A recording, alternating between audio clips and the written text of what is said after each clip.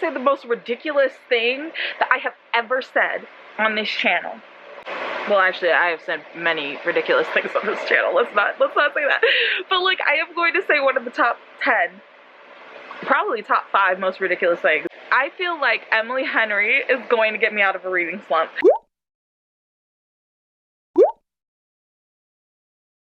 I actually got off my ass and went and found where I put the book. I want to annotate this so fucking bad. I don't know if it's because my mind has just convinced me that this is going to be a love story, but I've heard so many people say this isn't a love story. And so that's why I'm like, I feel like I shouldn't, because I'm probably going to end up hating this. I don't know why I am so excited about this book. Those first 5 chapters completely had me like, tell me more. Maybe somewhere in there I'm like relating to, I don't even know what this girl, Harriet, I don't even know what that is. Is that loneliness? I don't even know what she's describing half the time. I mean, I guess, because she's so far from not only the love of her life, but also her best friends. Maybe that's why? Oh my god. That's sick. For me. Like, I have to decide this before I continue. Chapter 6 is literally exactly at 50 pages, which is usually when I try and decide if I'm going to annotate a book or not, if I don't annotate it right from the jump. I think my mind is spiraling with what I think this book is going to give me, and it's not going to give me any of that. I feel it. It's not even that I think happy place means that this is going to per se be, this sounds like it's going to be a wreck, but like, is it gonna wreck me in the best way possible? You know what is so funny? Part of the reason why I bought this book, why I own the physical at all, well, first of all, it's pink. I love me some pink, but that's not enough reason just to buy a book, because otherwise I would own a shit ton of pink books. I bought it because everyone was hating it, that people were getting the arcs, and they were like, this is the worst Emily Henry book I've ever read. Like, this is the first time I thought I never would hate an Emily Henry book. And they were like, da, da, da, da. If they hate it, I'm gonna love it. I don't think that my regret in annotating it can be any more than the regret I have in annotating like tomorrow. Still not. Come on, Light. Oh my god, look at that. I am tabbing the shit out of this book. I have never loved an Emily Henry book. Yet I am on page 171 and I've read all of this. Like, there is thorough, like, annotations in there. Like, I am having a grand old time annotating this freaking book. Like, is this book really just that good, or was this just the book for me? It's crazy because this was really gonna be my last time with Emily Henry, like, but I'm so close to 50% through this book. I don't know how she could possibly, I mean, there are ways she could let me down, but this is a lot for me. It's a lot for me because I have been in a reading slump since like April, really. Like, majority of my reading goal was done before April. And since then, I have not been reading. And it is August. I don't understand how I got here. And I don't understand how this is speaking to me in my soul. You know, like, Harriet feels like a projection from me. It's like Emily Henry was my therapist and decided to just steal my thoughts, my feelings, my holdups, my insecurities, and just like input them in the fucking book, and it's tripping me out. I want to enjoy this feeling of enjoying this book because I have not been enjoying books, and I just want to slow down and really take in every single section of this book that I am reading, absorb the words, and really enjoy the gushiness of it. So I'm spending more time sitting here going like this and like kicking my feet over shit. I realize I haven't told you at all what this book is about. I haven't done any of that stuff.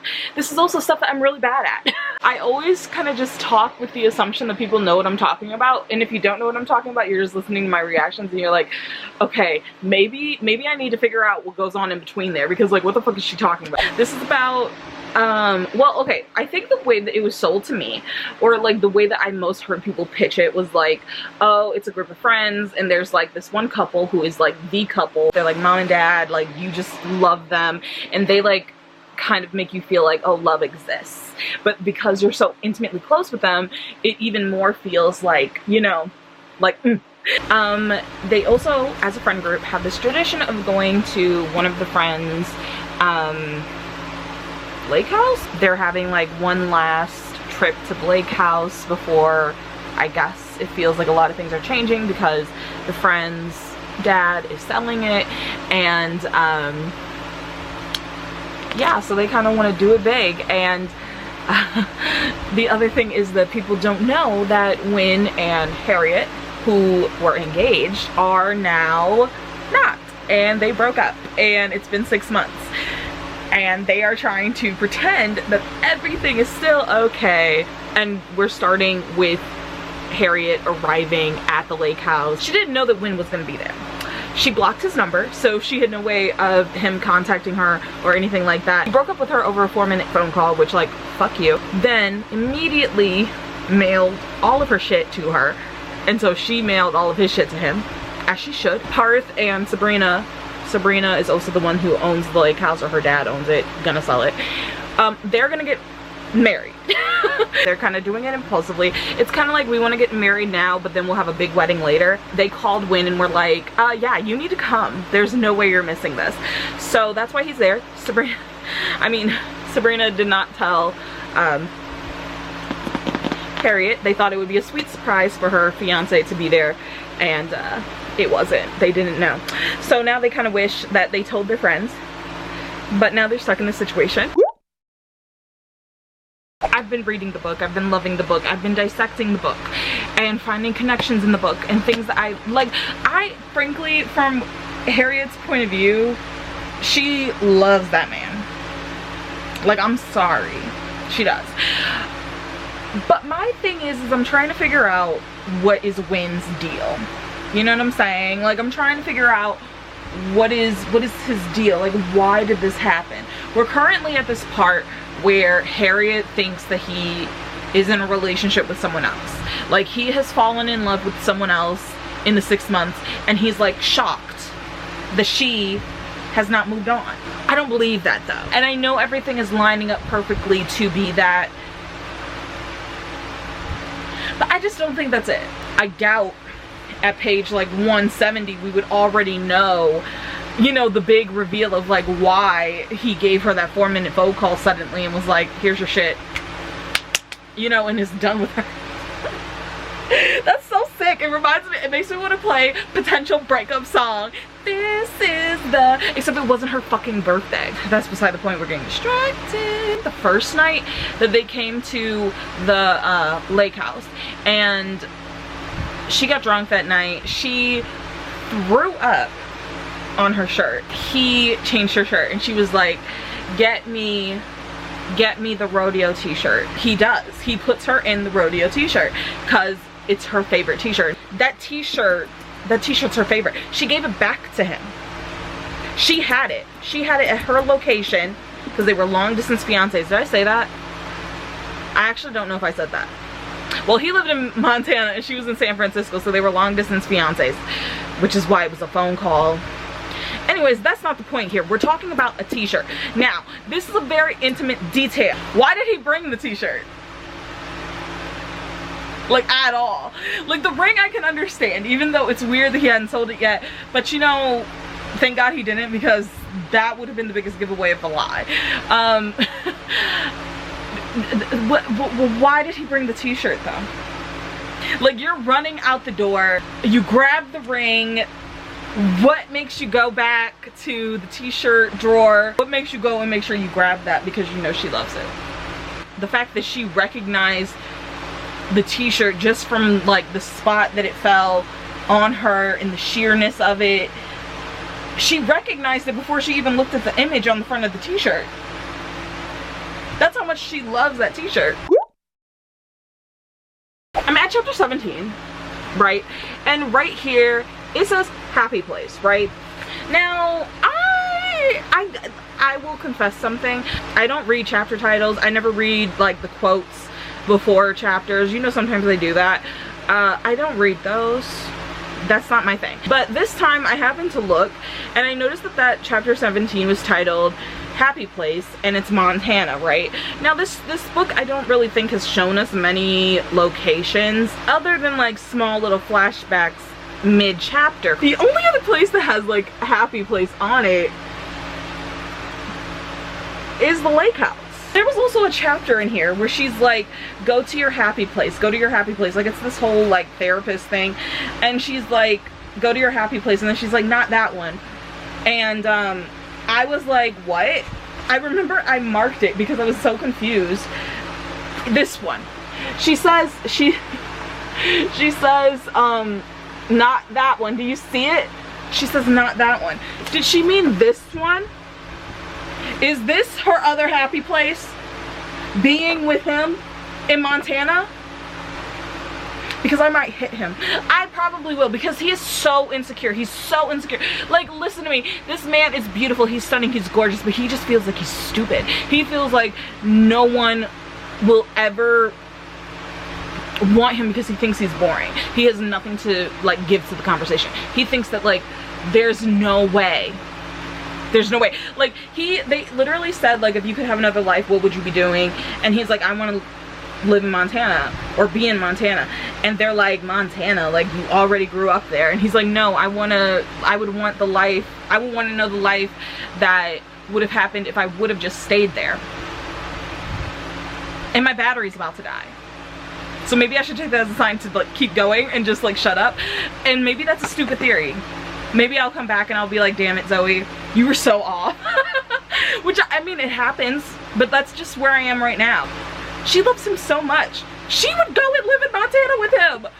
She does not want to be in San Francisco. Are you fucking insane? This is like a miscommunication. If this is listen, and he says he's not good with words. He said that multiple times. I'm not good with words. Don't ask me to act it out. He doesn't know how to express that he wants to live in Montana, and he doesn't want her to not live up to her full potential and like not be in Montana. Like, he had like this epiphany, and he's like, yeah, I need to break up with you because like there's no way you're gonna pick this over that.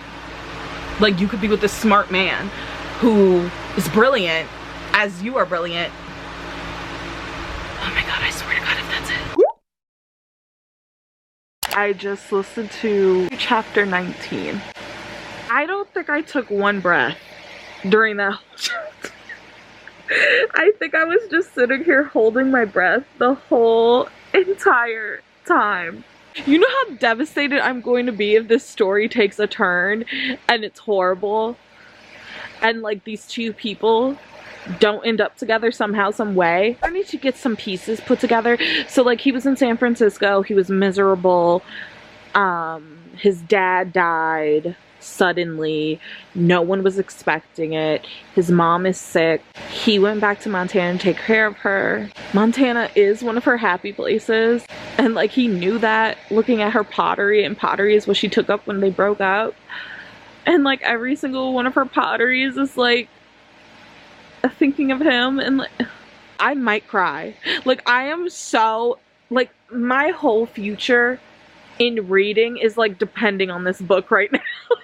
I don't think I can handle the devastation that I will go through if this book does not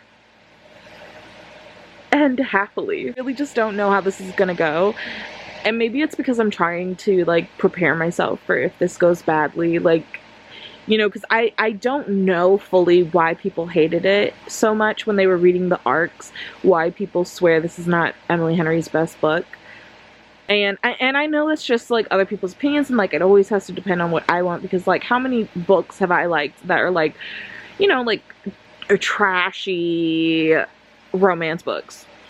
Like, people swear Fourth Wing is the worst thing ever, and I swore it was like masterpiece level. Like, I didn't care about shit. I was like, this is amazing. The first time I actually believe in a couple that she writes about, yeah, she's like, fuck them. That would be horrible. And I'm probably gonna come back to this and be like, bitch, if only you knew. There's probably gonna be a fucking clip in here of me sobbing my eyes out.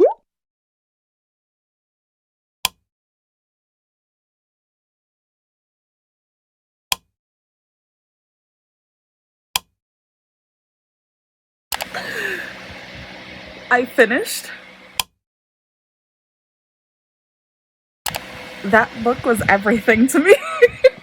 And it's actually crazy because like I feel like I don't think I have loved a book from beginning to end in the way that I loved this.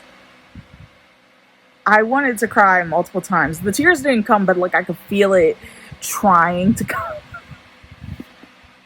Have wanted a book that felt like, I love this book. I want this book to be my personality. It brought me so much happiness and peace and just joy reading it. Like I want every single version and copy and language of this book. I don't care. I want it. I don't know if I want everyone to read it because I feel like I have bad taste in books. If they hate it, I'm gonna love it. I will continue to give Emily Henry chances because like maybe this was just my book. I was meant to read this one way or another because I didn't even bother with the last book, but this one just kept getting my attention. I nearly ran out of tabs, which is crazy because I had this many. I hardly used the orange ones when I was angry, so I kind of wish I would have just made that something else, but like these are so at the bottom now that I'm like, the yellow is pretty much gone because those are like my favorite scenes. I only have one left. Maybe I'll use it on something just to finish it out, but like, oh my god. I ran out of butterflies, had to cut another sheet of butterfly stickers. I had to give the book Ariel because Ariel's my favorite Disney princess. So obviously you have to get an Ariel sticker at the end because what the fuck. Oh my god, I feel like I annotated every single line and word and circled something and loved everything, and I want to read it again. That's insane. That's insane. I loved this. Who knew Emily Henry would be the one to get me out of a reading slump, but here we are. I'm in shock. I'm more shocked than anyone. Alright, I'm gonna go because I have to get up early tomorrow, so I have to go, but like, this was very unexpected. Very.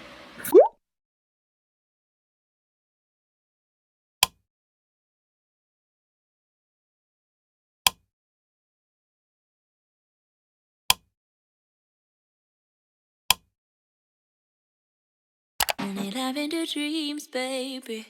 What can I do when I'm